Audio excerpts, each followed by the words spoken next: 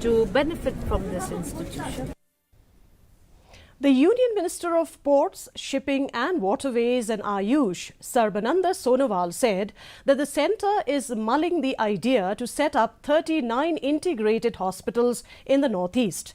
This will help in strengthening the health care system in the northeastern region. Speaking to reporters in Shillong, Sonowal highlighted the various development projects taken up by the Prime Minister Narendra Modi's government in the last 9 years. He further said 1,000 more health and wellness centres will come up. He assured that the Ministry of Ayush is willing to set up hospitals in the region as per the proposal sent by the government.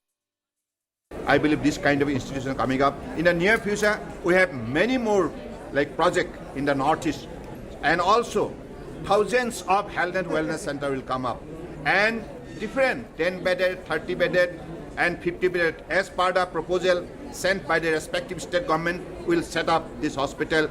We are working together, both modern medicine and traditional medicine. In all the sectors, this is going to come to make both the system available for the people to take the access of this kind of cost-effective, affordable, treatment.